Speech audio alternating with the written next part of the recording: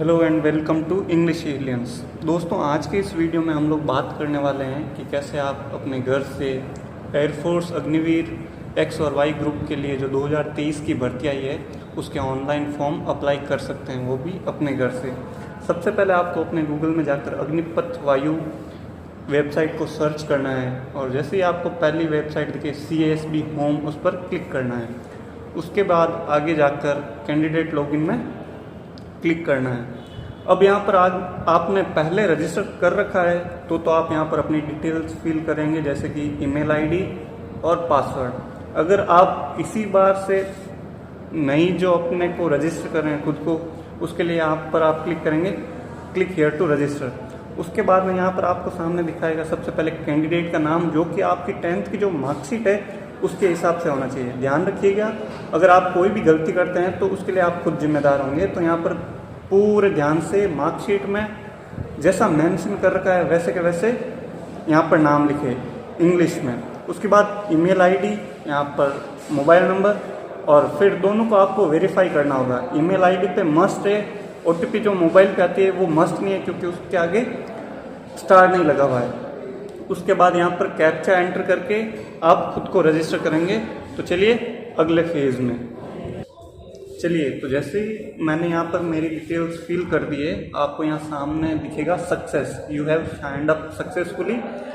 अब आगे आप अपना जो भी रजिस्टर ईमेल और मोबाइल फ़ोन है उनको चेक कर सकते हैं। वहाँ पर आपको एक पासवर्ड आया है जो सिस्टम जनरेटेड है। मतलब ये है कि जो सर्वर से आपको पासवर्ड मिला है उसको चेक करिए। आपके मोबाइल फ़ोन में ईमेल और मोबाइल फ़ोन के SMS बॉक्स में दोनों में ही आए हैं, तो आप उन दोनों को चेक कीजिए और उसके बाद जो पासवर्ड आया है उसको यहाँ पर लगाइए और उसके बाद लॉगिन कीजिए।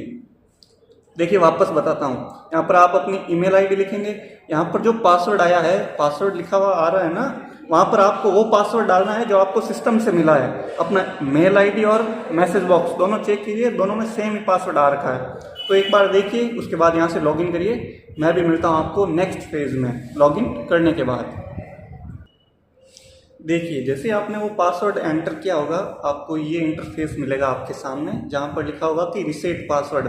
इसका मतलब ये है कि आपने जो पासवर्ड लिखा है पहले उसको चेंज करना है। उसको आप अपने हिसाब से चेंज कर सकते हैं। कुछ भी आपका नाम लिख दिया, जैसे जसवंत सिंह @12345 या 12345, कुछ ऐसा ट्राई करना। ऊपर जो दिखा रहा है आपको कम से कम 8 से 16 कैरेक्टर का होना चाहिए। एक लोअर केस होना चाहिए, एक अपर केस होना चाहिए और एक स्पेशल कैरेक्टर जैसे कि @ हो गया, ऐसा होना चाहिए आपके पासवर्ड में। तो इस चीज़ का खास ध्यान रखिए। मैं अपना पासवर्ड रीसेट करके मिलता हूँ आपसे। देखिए मैंने अपना पासवर्ड रीसेट कर दिया है, तो ये यहाँ पर लिखा रहा है पासवर्ड रीसेट सक्सेसफुली। आप यहाँ पर क्लिक करेंगे और देखेंगे यहाँ पर ये भी दे रखा है कि जहाँ स्टार दिखेगा वो आपको मैंडेटरी फिल करना ही है। चलिए, तो आगे जैसे आप इंटरफेस में लॉगिन करेंगे आपको दिखाएगा सबसे पहले आपका नाम। फिर मैं आपको बता रहा हूँ 10th की मार्कशीट के अकॉर्डिंग होना चाहिए। आप 12th का यूज़ ले रहे हो तो भी मतलब नहीं है, आपका 10th में क्या नाम था, क्या लिखा हुआ है वही काम आएगा। उसके बाद फादर नेम, वो भी एज पर 10th मार्कशीट। उसके बाद मदर्स नेम, आपका gender male female, email ID, आपकी नेशनलिटी वैसे भी आप इंडियन हो, mobile number, date of birth आप ध्यान देंगे 27/6/2003 से लेकर 27/12/2006 के बीच होनी चाहिए। अगर आप उससे पहले जन्मे हैं तो भी आप अप्लाई नहीं कर सकते, आप उसके बाद जन्मे हैं तो भी आप उसके लिए एप्लीकेबल नहीं हैं। अब अगर आप एयरफोर्स में हैं, सर्विंग पर्सन है, तो आप यस कर सकते हैं वरना नो कर सकते हैं। मैक्सिमम लोग नो ही करेंगे क्योंकि वो नहीं है।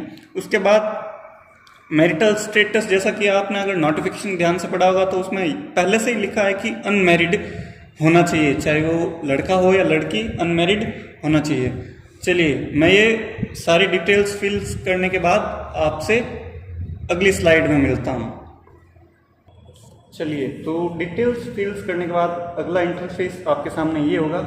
उसमें आपको अपनी एजुकेशन क्वालिफिकेशन डिसाइड करनी है। तो जैसे कि मैक्सिमम लोग 10+2 के साथ जाएंगे। जिन्होंने डिप्लोमा कर रखा है वो उस पर क्लिक करेंगे, और जिन्होंने 2 इयर्स का वोकेशनल कोर्स कर रखा है वो उस पर क्लिक करेंगे। ध्यान दीजिए, आपकी छोटी सी गलती आपका फॉर्म रिजेक्ट करवा सकती है, तो आराम से पूरा देखकर अप्लाई करें। अब जैसे ही आप नीचे स्क्रॉल करेंगे आपको दिखेगा कि have you been declared as pass in 10+2 या 12th, मतलब आप क्या 12वीं में पास डिक्लेयर किए गए हैं, और उसमें मिनिमम जो एग्ज़ाम मार्क्स है आपके या जो पासिंग मार्क्स है 50% होने चाहिए।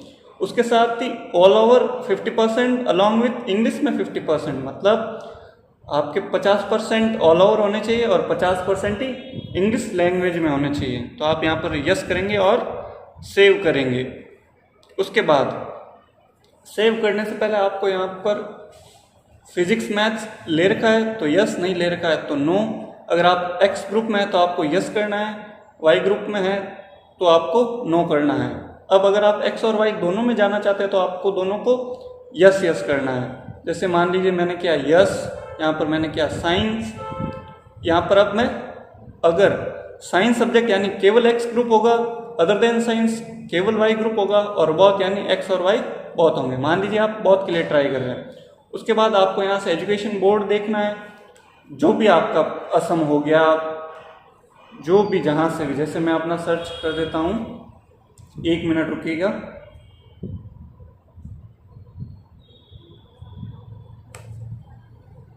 ठीक है, मान लीजिए मेरा राजस्थान स्टेट ओपन स्कूल है, मैं जस्ट एग्जांपल दे रहा हूँ आपको। उसके बाद आपको जो परसेंटेज है यहाँ पर क्या लिख रखा है, 10+2 में 12th की मार्कशीट में, आंखें और कान एकदम खोल के ध्यान दीजिए। यहाँ पर आपको 12th के मार्क्स पूछे हैं, ना कि 10th के। उसके बाद नीचे क्या लिख रखा है कि अगर आपके 50.99% है तो उनको एक्यूरेट कम करना है, ज़्यादा नहीं ले सकते आप। अगर 59.99 भी तो भी आपको 59 ही लिखना है, ना कि 60 लिखना है। ठीक है। उसके बाद अगर आपने कोई भी स्टेट बोर्ड से किया है तो परसेंटेज में होगा, CGPA जो CBSE वालों के लिए, और ग्रेड जो जिन्होंने डिप्लोमा कर रखा है उसके लिए। उसके बाद क्या आपके पास कोई कंप्यूटर का नॉलेज है, मतलब कोई भी एडिशनल डिग्री है क्या आपके पास, कोई कोर्स हो गया या फिर RSCIT का कोर्स हो गया। चलिए, तो ये फिल करके मैं आपको अगली स्लाइड में मिलता हूँ। बोर्ड, स्कूल बोर्ड देखा था, उसके बाद मैंने परसेंटेज लिखे थे। उसके बाद यहाँ पर आपको इंग्लिश में आपको कितने मार्क्स मिले, कितने में से मिले। मान लीजिए आपको 100 में से 56 मिले, तो वहाँ पर थर्ड जो है ना सब्जेक्ट वाइज परसेंटेज, उसमें 56% बन जाएगा। आपको कितने मार्क्स मिले वो उतना ही परसेंट बन जाएगा आउट ऑफ 100। ठीक है। उसके बाद आपको इंग्लिश, मैथ्स, फिजिक्स और बायोलॉजी में मार्क्स एंटर करने हैं। आगे ये कंप्यूटर नॉलेज वाला वापस ध्यान दीजिए, यहाँ पर नीचे क्या लिख रखा है कि अगर आपने इसको यस किया तो आप जब फिजिकल देने जाएंगे, जो फेज 2 होता है, आपने पेपर क्लियर किया, उसके बाद जो सेकंड फेज होता है उसमें आपको वो मार्कशीट चाहिए होगी जिसको आपने मेंशन किया ना। यहाँ पर मान लीजिए आपने RSCIT लिखा है तो उसकी मार्कशीट चाहिए होगी, इस चीज़ का भी ध्यान रखिएगा। उसके बाद अगर आपके पास कोई और सब्जेक्ट पर्टिकुलर की कोई एडिशनल मार्कशीट है तो भी आप बता सकते हैं। अब अगर आपको पूछते हैं आपकी हायर एजुकेशन, मान लीजिए आप ग्रेजुएशन कर रहे हैं, अंडर ग्रेजुएशन या पोस्ट ग्रेजुएशन है, तो आप यहाँ पर बता सकते हैं। आप अगर BA फर्स्ट ईयर में तो परस्यूइंग होगा, आपने कंप्लीट कर लिए, मतलब आपने अंडर ग्रेजुएशन पूरी कर ली है तो कंप्लीटेड। अगर आपने छोड़ दिए बीच में तो डिसकंटिन्यूड, और नॉट एप्लीकेबल एक अलग ऑप्शन है जहाँ पर आपकी एज लिमिट शायद कम या ज़्यादा हो सकती है। उसके बाद यहाँ पर सेव एंड कंटिन्यू कीजिएगा। देखिए, जैसे आप अपनी एजुकेशन क्वालिफिकेशन यहाँ पर ऊपर देखिएगा, जैसे मैंने अपनी डिटेल्स भर दी है। उसके बाद आप अगर मैट्रिकुलन में हैं, मतलब आपकी 10th की मार्कशीट है वो मैट्रिकुलन है, वो आपको PDF चाहिए होगी, या तो आप डिजिलॉकर से ले सकते हैं या फिर यहाँ पर आपने अगर गैलरी में सेव करके है तो वहाँ से ले सकते हैं। उसके बाद 12th की मार्कशीट चाहिए होगी। चलिए मिलते हैं नेक्स्ट स्लाइड में। अब बात करते हैं उन लोगों के बारे में जिन लोगों की 12th की मार्कशीट नहीं आई है। तो उनके लिए अगर उनकी मार्कशीट नहीं आई है तो जो ऑनलाइन उन्होंने रिजल्ट देखा था उसकी भी PDF अगर डालते हैं मतलब अप्लाई करते टाइम आप अगर ये भी सबमिट करते हैं तो आपको एप्लीकेबल माना जाएगा, इस चीज़ का भी ध्यान दें। अगली स्लाइड में आपको अपना परमानेंट एड्रेस देना है, ठीक है। तो यहाँ पर आप जो भी एड्रेस आपका आधार कार्ड के हिसाब से वो दे सकते हैं या फिर जो भी आपके डॉक्यूमेंट है उसके हिसाब से दे सकते हैं।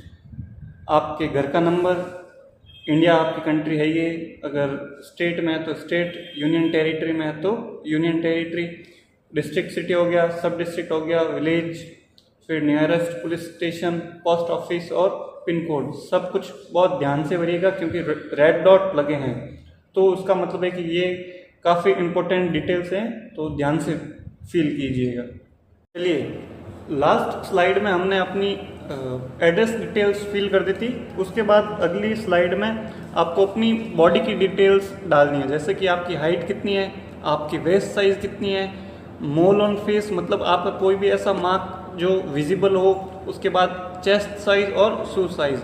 उसके बाद जब नीचे हम आएंगे तो यहाँ पर देखेंगे आपको एनसीसी सर्टिफिकेट है या नहीं है। उसके बाद सेकंड बोल रहा है कि क्या आप किसी भी एयरफोर्स में लगे हुए पर्सनल के बेटे हैं या बेटी हैं, उसके बारे में पूछ रहा है। अगर यस, अगर हैं तो यस, नहीं है तो नो। उसके बाद क्या आप आर्मी से, नेवी से या किसी भी गवर्नमेंट ऑर्गेनाइजेशन से रिटायर्ड हैं, यस और नो अपने हिसाब से। उसके बाद यहाँ पर आपको कुछ एडिशनल डिटेल्स और फिल करनी है। उसमें अगर ये क्या बोल रहा है कि not if selected yes for any of the following fields bring original certificate और original relevant document during phase 2। इसका मतलब है कि अगर आप ये जो आपको दिख रहे हैं ड्राइविंग लाइसेंस हो गया, वेल्डिंग वगैरह, इनका कोई एडिशनल आपको नॉलेज हो, अगर आपकी कैटरिंग में कोई क्वालिफिकेशन हो, मतलब ये जो भी हैं आप एक बार देखना। अगर इनमें से कुछ भी आपके पास क्वालिफिकेशन है तो आपको उसका मार्कशीट या उसका सर्टिफिकेट फेज 2 के टाइम उनको दिखाना होगा। इस चीज़ का खास ध्यान रखें। अब अगर आप इंग्लिश और हिंदी के अलावा कोई और भी लैंग्वेज जानते हैं, जैसा कि सबसे लास्ट पॉइंट लिख रखा है, या फिर आपने कोई स्पोर्ट्स कोटा में कुछ अचीव कर रखा है, या फिर आपके पास कोई अदर स्किल्स है, जो भी, मतलब आप एक बार देखिए। अगर आपको अकाउंटिंग आती है, अगर आप आईटी में अच्छे हैं, तो ये सारे आप अपने हिसाब से देख लेना। हिस्ट्री में आपको ये बोल रहा है कि अगर आपकी कोई मेजर इलनेस है, मतलब कोई मेजर प्रॉब्लम है या आपको कोई सर्जरी हो रखी है तो उसके बारे में लिखना है। और फैमिली के बारे में भी अगर कुछ है ऐसा तो उसमें लिखना है। उसके बाद सेव एंड कंटिन्यू। देखिए यहाँ पर रेड डॉट नहीं लगा हुआ है, इसका मतलब ये मैंडेटरी नहीं है। चलिए इस इंटरफेस में आपको पूछ रहा है फोटो एंड सिग्नेचर, मतलब आपको एक रिसेंट फोटोग्राफ, जो सबसे पहले मैंने आपको बोली थी 3 महीने से ज़्यादा पुरानी नहीं होनी चाहिए, उसके ऊपर डेट ऑफ फोटो लगी हुई होनी चाहिए और उसको एक स्लेट पर लिखकर आपके चेस्ट के सामने फ़ोटो होनी चाहिए। आप कहीं भी देखेंगे आपको मिल जाएगी आराम से। अब जो इमेज साइज है वो JPEG फॉर्मेट में होनी चाहिए और उसके अलावा 10 KB से 50 KB के बीच होनी चाहिए। अब देखिए सबसे पहले आपको पासपोर्ट साइज फ़ोटो है वो कौन सी, सबसे पहले आपको अपनी फ़ोटो स्लेट वाली डालनी है। नंबर फर्स्ट पे ऊपर देखिए अपलोड पासपोर्ट साइज फ़ोटो, मतलब आपकी फ़ोटो। उसके बाद सिग्नेचर, आपका सिग्नेचर आप वही करेंगे, आपने जो अभी फॉर्म अप्लाई करते टाइम सिग्नेचर किया है वही आपको वहाँ पर एग्ज़ाम देते टाइम करना है, इस बात का ध्यान रखें। और थंब इम्प्रेशन आपका लेफ्ट थंब का होना चाहिए, आराम से पढ़िए इसको, लेफ्ट थंब का बोला है, ठीक है। और एकदम सही से स्कैन करके अप्लाई करना ताकि कोई दिक्कत ना आए।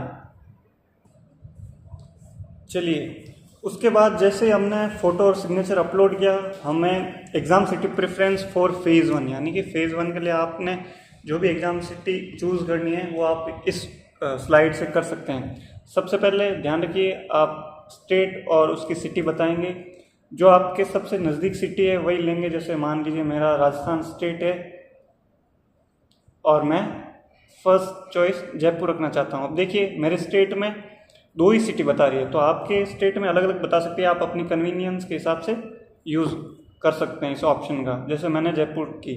अब मेरे को सिटी प्रेफरेंस 2, 1 और 2 में ध्यान दें, ऐसी सिटी रखें जो आपके ज़्यादा नज़दीक रहती है। इसकी बजाय आप दूर वाली को सबसे लास्ट में रखें, क्योंकि फर्स्ट एंड सेकंड का हाईएस्ट चांस होता है मिलने का।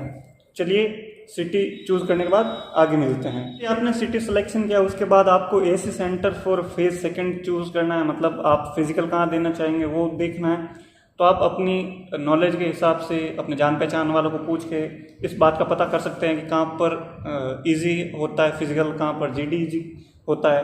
इन बातों को सब ध्यान में रखते हुए आप अपना एसी प्रेफरेंस चूज़ कर सकते हैं। ये सब कुछ आपका काम है। यहाँ से हम चलते हैं आगे। चलिए, तो जैसा आपने एसी को सिलेक्ट कर लिया होगा, उसके बाद अब यहाँ पर प्रीव्यू आया होगा, उसमें आपको अपनी डिटेल्स एक एक वापस चेक करनी है। आराम से क्रॉस चेक करके यहाँ से ड्राफ्ट एप्लीकेशन डाउनलोड करके सेव रख लेना है ताकि आप प्रिंट निकलवा सको। ये भी काम की चीज़ है, इसको डाउनलोड करना मत भूलना। यहाँ से कंटिन्यू पेमेंट पे कर दिया, आपको ये इंटरफेस मिलेगा। यहाँ पर आपको इंस्ट्रक्शन दे रखे हैं कि आपको पेमेंट कैसे करना है। आप देखिए नीचे कितने मेथड दे रखे हैं, नेट बैंकिंग, क्रेडिट कार्ड या डेबिट कार्ड और यूपीआई। ये तीनों वो माध्यम है जिसके द्वारा आप पेमेंट कर सकते हैं। तो आप अपने हिसाब से देख लेना कौन सा करना ठीक रहेगा। यूपीआई से करना है तो फ़ोन से कर देना, और क्रेडिट और डेबिट कार्ड से करना है तो वो कर देना। उसके बाद यहाँ से पे पे क्लिक करके आपको 250 रुपये फॉर्म फीस लगेगी। पे पे क्लिक करते ही यहाँ पर आप अपने हिसाब से देख लेना। चलिए, इसी के साथ इस वीडियो से हम आपसे अलविदा लेते हैं, मिलते हैं अगले वीडियो में। और अगर आपको ये वीडियो हेल्पफुल लगा हो तो इंग्लिश एलियंस चैनल को सब्सक्राइब कीजिए, वीडियो को लाइक कीजिए, शेयर कीजिए, और अगर आपको फिर भी कोई दिक्कत आती है तो कमेंट करके हमें ज़रूर बताएं। धन्यवाद।